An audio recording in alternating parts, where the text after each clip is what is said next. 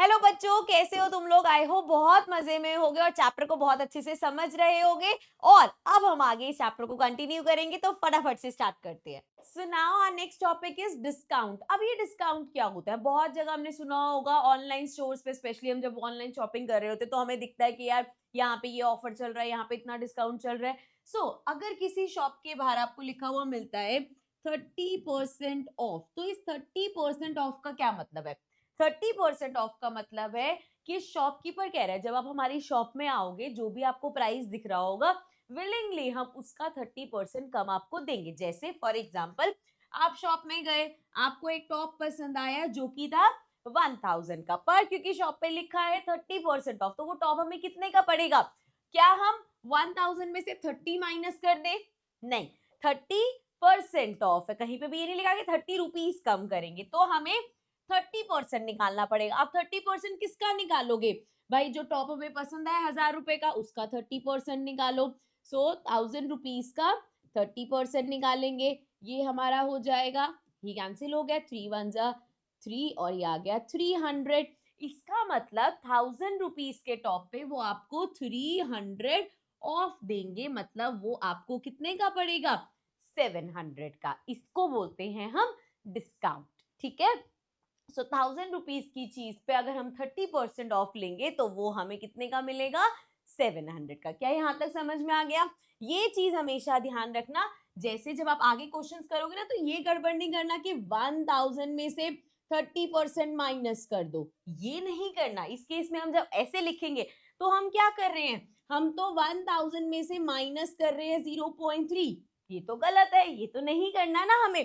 30% percentage किसका? तो 30% of जो भी अमाउंट है उसका। ठीक है, आगे जब क्वेश्चन आएंगे तो इस चीज को ध्यान रखना, और ये हमेशा देखना। मैंने आपको तुम्हें एक चीज सिखाई है, प्रॉफिट लॉस डिस्काउंट सब चीजें किस पे होती हैं? हमारा जो कॉस्ट प्राइस होता है, कितने पे सेल कर रहे हैं, नहीं वो भी अभी हम एक हमारा टॉपिक है उसमें समझेंगे। But profit loss discount anything it applies on the cost price. ठीक है, क्योंकि वहीं से तो पता चलेगा भाई प्रॉफिट हो रहा है कि लॉस हो रहा है, कि कितना डिस्काउंट दिया, तो वो कॉस्ट प्राइस से होगा। ठीक है, चलो अब आगे देखते हैं, इससे रिलेटेड एक क्वेश्चन देख लेते हैं। A utensil store is offering a 35% discount. तो एक यूटेंसिल्स का शॉप है और वहां पे उन्होंने 35% ऑफ लगा रखा है on the cooker with an MRP 1800। So MRP marketed price क्या लिखा हुआ है उस पे? 1800। What is the selling price? ठीक है, इफ द कॉस्ट उसको बाद में करेंगे। सो एमआरपी है 1800, कितने पर डिस्काउंट दिया है? डिस्काउंट कितना है? 35%। तो पहले जो एमआरपी है 1800, इसका 35% निकाल लेते हैं। सो इसका अगर मैं 35% निकालू तो क्या आएगा मेरे पास? यहाँ पे मल्टीप्लाई करते हैं, 35 इंटू 18, 8 5 जा 40, देन 8 3 जा 24, 25 26 27 28, 280 एंड 35, ये आ गया 0, 8 9 10 11 12 13 एंड 3 3 6, तो ये आ गया 630। तो क्या इसका मतलब ये है कि ये हमें 630 में मिलेगा? नहीं, इसका मतलब है 1800 की चीज है, उस पे 630 माइनस हो जाएगा। सो डिस्काउंट अमाउंट कितना आ गया हमारे पास? डिस्काउंट मिल रहा है 630 रुपीज का। सो 0 में से 0 गया 0, 10 में से 3 गया 7, 7 में से 6 गया 1 एंड 1। सो मतलब उस कुकर का प्राइस क्या हो गया? 1170, 630 रुपए का आपको डिस्काउंट मिल गया। ये चीज हो गई। सो सेलिंग प्राइस हमने निकाल दिया कि शॉपकीपर इस प्राइस पे बेचेगा। अब आगे है, if the cost price was 900। अब शॉपकीपर के एंड से सोचो कि उसको कॉस्ट प्राइस कितना पड़ा था? कॉस्ट प्राइस वाज 900, उसको 900 का पड़ा था। ठीक है, now what is the percentage profit made after the sale? अब उसका कॉस्ट प्राइस मतलब शॉपकीपर ने जिस होलसेलर से लिया होगा उसको 900 का पड़ा, और उसने सेल कितने का किया? उसने सेल किया 1170 का, मतलब कम में बेचा ज्यादा में, मतलब कम में खरीदा ज्यादा में बेचा, तो उसको क्या होगा? प्रॉफिट होगा। और कितना प्रॉफिट होगा? माइनस कर लो, 0 में से 0, उल्टा माइनस कर रही हूँ मैं। ठीक है, 0 में से 0 गया 0, 7 में से 0 गया 7, 11 में से 9 गया 9 10 11, सो उसको 270 रुपीज का प्रॉफिट हुआ। हमें परसेंटेज निकालनी है, सो प्रॉफिट बेस क्या लेंगे, कॉस्ट प्राइस। कॉस्ट प्राइस कितना था, 900 की चीज थी, 270 का प्रॉफिट किया, इनटू में 100, जीरो से जीरो कैंसिल कर दो सारी, 9 से इसको कैंसिल करो, 30।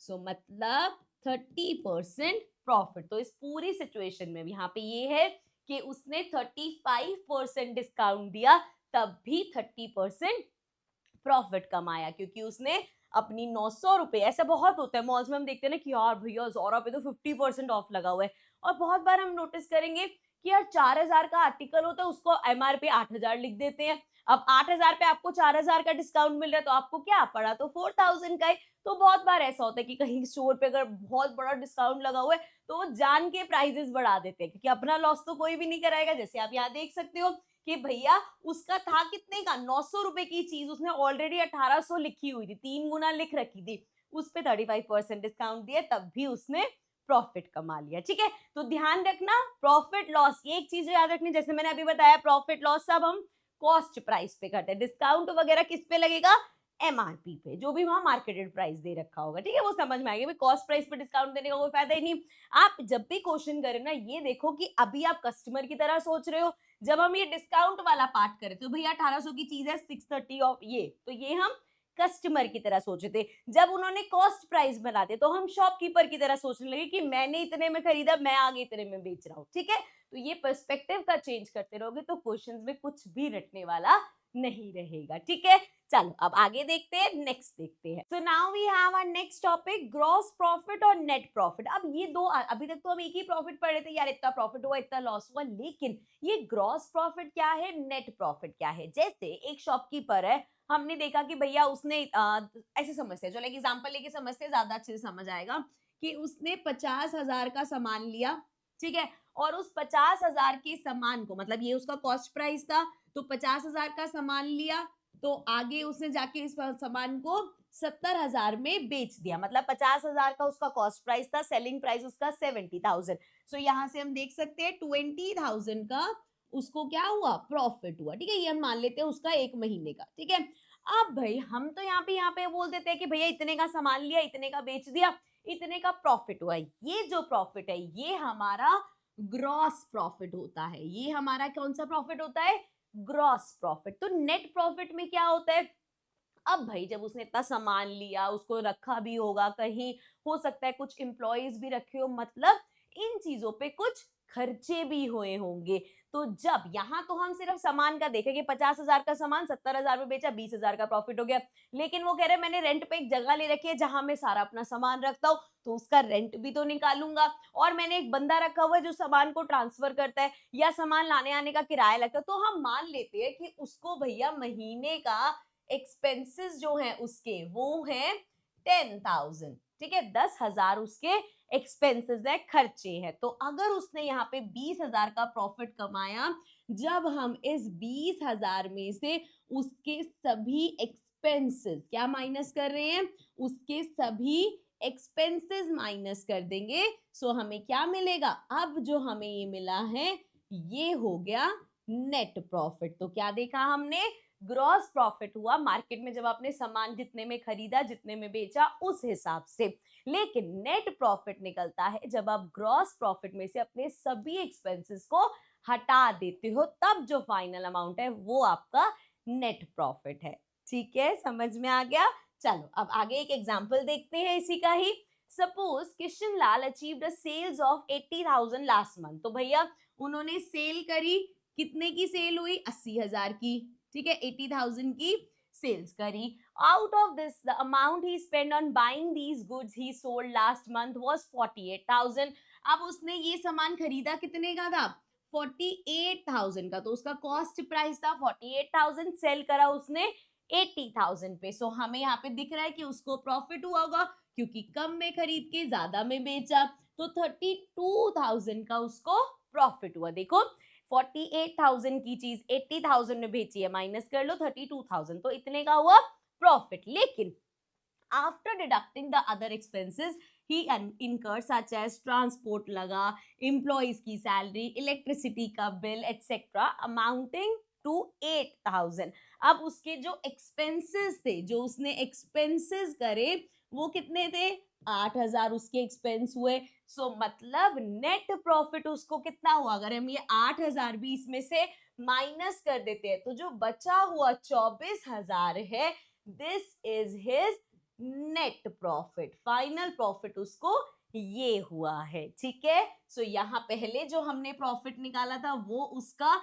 ग्रॉस प्रॉफिट था, लेकिन जब उसने अपने सारे एक्सपेंसेस हटा दिए तो जो आया वो उसका नेट प्रॉफिट था। ठीक है, so now in this chapter the term profit refers to gross profit. तो कहीं भी क्वेश्चन में आपको ऐसे नहीं होगा कि नेट प्रॉफिट निकालो, अगर एक्सपेंस दे रखे होंगे तभी तो नेट प्रॉफिट निकालोगे, लेकिन अभी तक हमने जितने क्वेश्चन करे उसमें कॉस्ट प्राइस दे रखा होता है, सेलिंग प्राइस दे रखा होता है, तो हम जो निकाल रहे हैं वो ग्रॉस प्रॉफिट है, नेट प्रॉफिट है ही नहीं तो हम उसको प्रॉफिट नाम ही दे रहे हैं। अगर आगे किसी क्वेश्चन में ऐसा हो कि वो एक्सपेंसेस भी दे तो आप ग्रॉस प्रॉफिट निकालोगे और फिर माइनस कर दोगे एक्सपेंसेस, उसमें से नेट प्रॉफिट आ जाएगा। ठीक है, क्लियर है? चलो आगे बढ़ते हैं, आगे देखते हैं। नाउ मनीषा सेल्स, अच्छा now this is a good question, यहाँ पे थोड़ा सा पर्सपेक्टिव चेंज होगा, सिर्फ पर्सपेक्टिव के लिए तुम्हें सिखाया जा रहा है, ये नहीं कि यूज करने, सिर्फ समझो। Manisha sells fertilisers, she buys 50 kg bags at 500 per bag, she sells it at 750 per bag। ठीक है, तो अगर हम यहाँ पे देखें भैया 750 का उसका क्या है, अच्छा एक मिनट, 750 का उसका सेलिंग प्राइस, ऐसे लिखते हैं। कॉस्ट प्राइस कितना है, कितने का खरीदा उसने, 500 पर बैग, और कितने का बेचा, सेलिंग प्राइस कितना है, 750 पर बैग। ये भी एक बैग का है, ये भी एक बैग का है, तो यहाँ पे क्या हुआ, प्रॉफिट हुआ उसको। तो हम प्रॉफिट परसेंटेज कैसे निकालते हैं, हम देखते हैं भैया कि कॉस्ट प्राइस था 500 और इस पे प्रॉफिट कितना कमाया, माइनस कर लो, 250 आ जाएगा। सो प्रॉफिट कितना है हमारा, 250। सो ये आ जाएगा 250 अपॉन 500 इंटू 100। ठीक है, सो ये हमारे पास आ जाएगा 550। सो मतलब उसने 50% प्रॉफिट कमाया। ठीक है, अब इसको उन्होंने बोला कि ये उसके कॉस्ट प्राइस, अभी तक हम ऐसे ही करके आए हैं। अब वो कह रही है अगर सेलिंग प्राइस के बेसिस पे, मतलब कि बेस में आप सेलिंग प्राइस रखो, प्रॉफिट कितना 250, बेस में सेलिंग प्राइस इंटू 100, जीरो से जीरो गया, कैंसिल करते हैं इसको, 5 के टेबल से आ जाएगा 5 वन जा 5, आ जाएगा अगेन 5, ये आ जाएगा 50, फिर से 5 के टेबल से करेंगे तो ये आ जाएगा 3, ये आ जाएगा 10।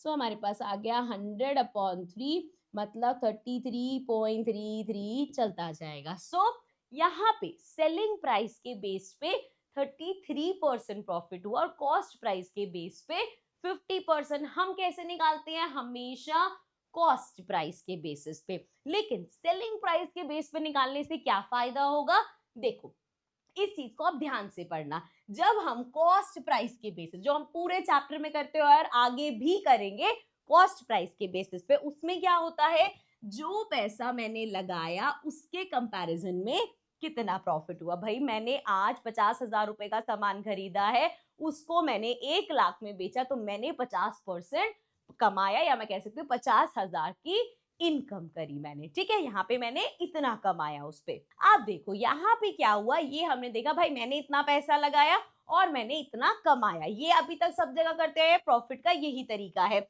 अब बेस्ड ऑन सेलिंग प्राइस, अगर हम अपॉन में सेलिंग प्राइस देते तो क्या हमें पता चलता है, जो पैसा मुझे बेच कर मिला उसमें कितना प्रॉफिट हुआ। अब यहाँ पे ये सिनेरियो समझ सकते हैं कि यार माल तो मेरे पास बहुत पहले का पड़ा हुआ था, वो मैं पुरानी बुक्स में एडजस्ट कर चुका हूँ, मुझे अभी क्या बताओ कि अभी मैंने जो बेचा है तो उससे मुझे कितना प्रॉफिट हुआ। समझ रहे हो, एक कंपैरिजन हम कर रहे हैं कि भैया मैंने जितने का खरीदा उसके मुकाबले मुझे कितना प्रॉफिट हुआ। एक हम कह रहे हैं कि यार जितने का खरीदा वो 10 साल पुराना माल है, वो तो अब बाकी बुक्स में एडजस्ट हो गया, अभी एट प्रेजेंट मुझे बताओ मैंने बेचने में मुझे क्या प्रॉफिट हुआ या लॉस हुआ। ठीक है, तो यहाँ पे जब हम बेच कर सिर्फ कैलकुलेट कर रहे हैं, ये बार बार मैं बोल रही हूँ कि हमें ये ही करना है, ये सिर्फ बुक में समझा रखा है तो मैं बता रही हूँ। ठीक है, तो हमें हमेशा बेस्ड ऑन कॉस्ट प्राइस ही निकालना है। ये हमें बताता है कि अभी बेचने पे मुझे 33% फायदा हुआ। अगर माल मैंने बहुत पहले का खरीद रखे तब मैं देखना चाहती हूँ भाई 10 साल पुराना मेरे पास माल पड़ा हुआ था, अब मैं कहूँ मेरे को 50% प्रॉफिट हुआ है, तो उसमें बहुत सारी चीजें आ सकती है, यार 10 साल में उस टाइम रेट कितना कम था अब कितना ज्यादा हो गया, तो बहुत सारी चीजें हो सकती है ना। सो कॉस्ट प्राइस बेस मतलब जितने का खरीदा बेचा कितने का उसके बीच का रिश्ता। सेलिंग प्राइस में है कि भैया अभी एट प्रेजेंट बेच के मुझे कितना फायदा हुआ। ठीक है, समझ में आ गया। इससे बिल्कुल भी ये इन्फ्लुएंस मत होना कि क्वेश्चन में हम सोचने लग जाए कि सेलिंग प्राइस बेस पे निकालें, नहीं, हमेशा आपका जो बेस होगा, चाहे प्रॉफिट हो चाहे लॉस हो, बेस हमेशा क्या होगा, कॉस्ट प्राइस और परसेंटेज के लिए इनटू 100। तो ये याद रखना, ठीक है। चलो अब आगे बढ़ते हैं, आगे देखते हैं। Now suppose in a month she made sales of 1,50,000, the cost of buying the good was 1 lakh. So उसका सेलिंग प्राइस कितना है, 1,50,000 एंड उसका कॉस्ट प्राइस कितना है, 1 लाख, मतलब 1 लाख का सामान 1,50,000 में बेचा है।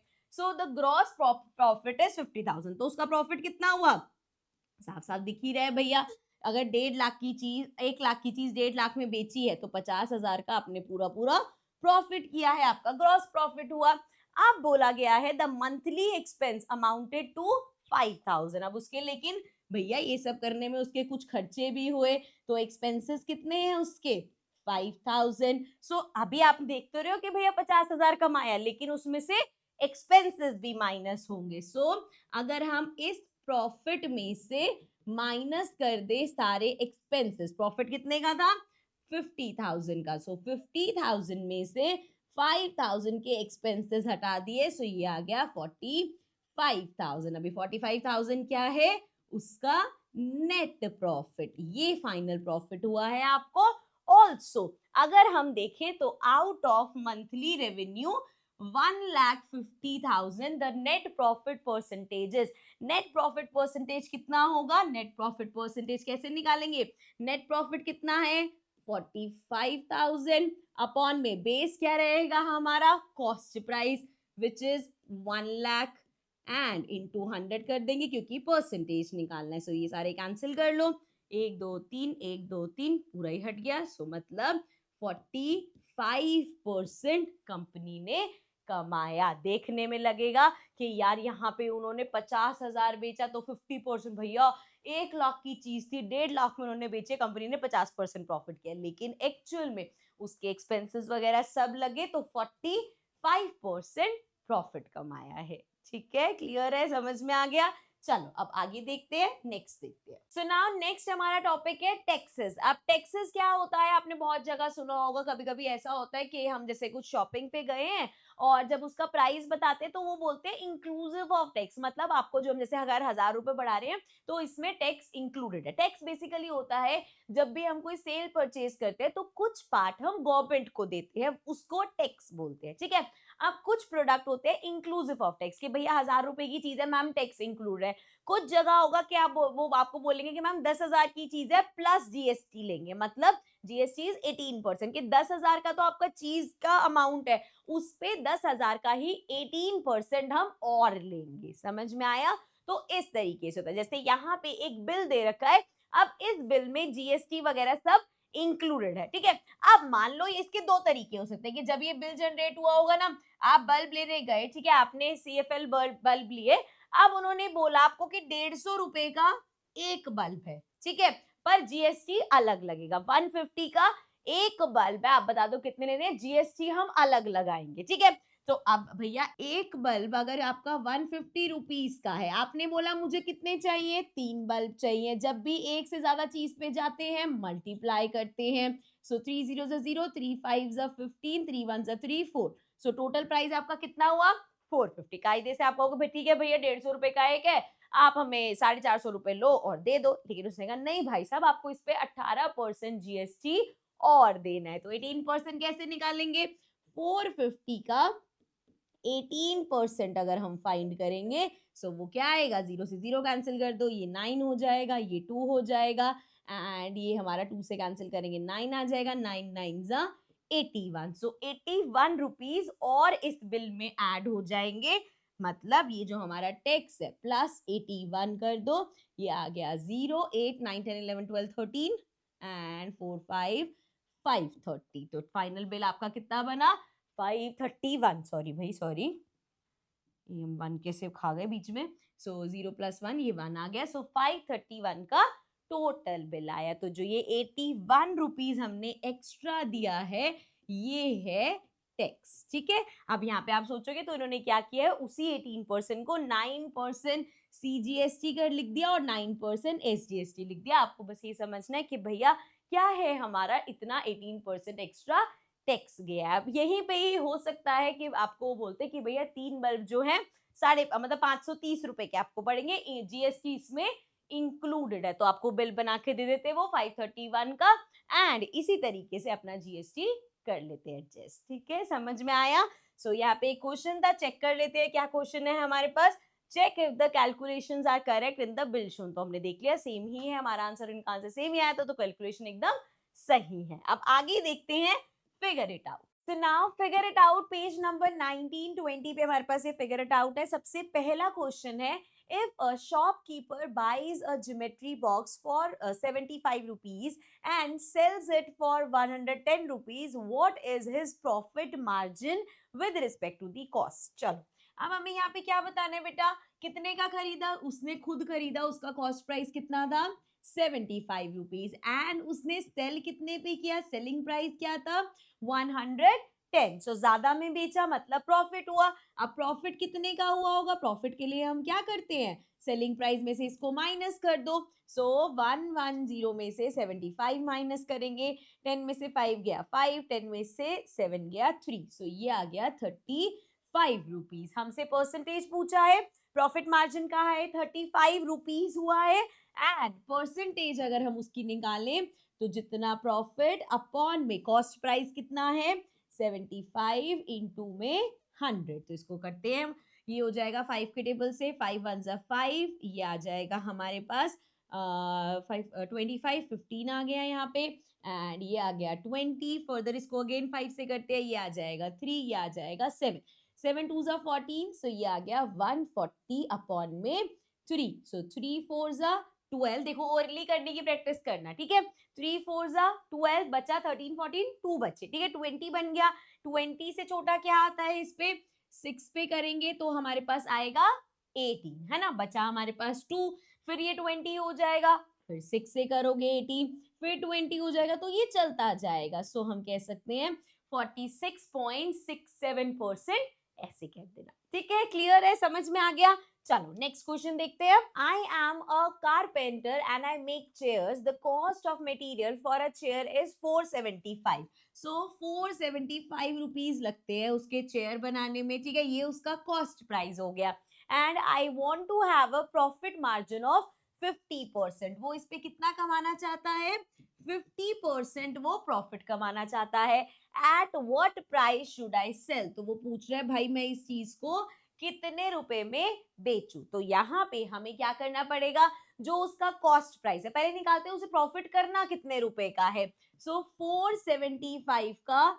50%, 50% क्या होता है किसी का भी हाफ कर देना, सो यहाँ से इसको करेंगे, इसको हाफ करेंगे तो ये आ जाएगा 2, यहाँ से करेंगे 7 तो ये जाएगा 3 पे 6, 15 आ जाएगा 7 पे 0.5, सो 237.5, इतने रुपए का उसको प्रॉफिट कमाना है, तो सिंपल भाई जितना उसका कॉस्ट प्राइस है 475 की तो उसको पड़ ही रही है, इसमें प्लस कर दो जितने का उसको प्रॉफिट कमाना है, प्रॉफिट कितना कमाना चाहता है वो इस पे 237.5, इतने रुपीस कमाने हैं, जब प्लस करोगे क्या आ जाएगा सेलिंग प्राइस, तो ये आ जाएगा 0.5, 7 8 9 10 11 12, एंड ये हो जाएगा 7 3 10 अगेन 11 4 5 6 7, मतलब उसको कितने की बेचनी चाहिए 712.50 पैसा, सो 702 रुपीस की अगर 712 रुपीस की अगर वो सेल करेगा तो उसको 50% प्रॉफिट अर्न होगा, ठीक है, क्लियर, समझ में आ गया। चलो थर्ड क्वेश्चन देखते हैं, थर्ड है हमारे पास, ध्यान से देखना, थोड़ा सा ट्रिकी क्वेश्चन हो सकता है, मतलब क्वेश्चन सिंपल है लेकिन बच्चों के दिमाग में कुछ और आ सकता है और वो उस तरीके से करेंगे और गड़बड़ हो जाएगी, तो ध्यान से समझना। The total sales of a company, also called revenue, was 2.5 crore. Total sales company की टोटल सेल्स या उसका रेवेन्यू कितना दे रखा है 2.5 CR, ठीक है, इतना है, they had a healthy profit margin of 25%। Profit percentage कितना है उनका? प्रॉफिट परसेंटेज है 25%। ठीक है। What was the total expenditure of the company last year? मतलब टोटल उसकी कॉस्टिंग हमें निकालनी है कि उसकी कॉस्ट पिछले साल कितनी थी। अब बहुत बच्चे क्या करेंगे ना, ये रेवेन्यू दे रखा है, इसमें से प्रॉफिट माइनस कर दो, कॉस्ट निकल के आ जाएगी। ऐसा नहीं होता। क्या कभी भी हम परसेंटेज सेल्स के बेसिस पे निकालते हैं किसी भी चीज की? नहीं, हम कॉस्ट के बेसिस पे निकालते हैं। सो इस क्वेश्चन को करने का अप्रोच क्या होगा? कॉस्ट निकालनी है, उसको हमने एक्स ले लिया। अब हमें पता है कि यार जो भी सेल है या जो हमारा सेलिंग प्राइस होता है उसको हम कैसे निकालते हैं? जो भी आपका कॉस्ट प्राइस था उसका प्लस प्रॉफिट। प्रॉफिट परसेंटेज नहीं, प्रॉफिट। ठीक है, जितना आपका कॉस्ट था उसमें अगर प्रॉफिट प्लस करोगे आपकी सेल्स आ जाएगी। करेक्ट? यहां तक किसी को कोई दिक्कत नहीं है। अब हम कह रहे हैं कि हमारा कॉस्ट प्राइस तो भाई एक्स है, प्लस प्रॉफिट। प्रॉफिट का अमाउंट नहीं दे रखा, प्रॉफिट परसेंटेज दे रखा है 25%। अब बच्चे ऐसे भी कर देंगे, एक्स प्लस 25% किया और चलो भाई यहाँ पे सेलिंग प्राइस हमें दे रखा है, हम एक्स की वैल्यू निकाल देंगे, तब भी गलत होगा। क्यों बेटा? क्योंकि हमें अमाउंट नहीं दे रखा प्रॉफिट का। अगर ऐसा होता कि हाँ कंपनी ने 50,000 का प्रॉफिट कमाया तब आप प्लस डायरेक्ट कर सकते हो, लेकिन क्या बोला जा रहा है कि 25%। तो 25% किसका? जितनी उसकी कॉस्ट थी उसका 25%। सो 25% ऑफ कॉस्ट। सो 25% के साथ एक्स भी आएगा एंड सेलिंग सेल्स कितनी है?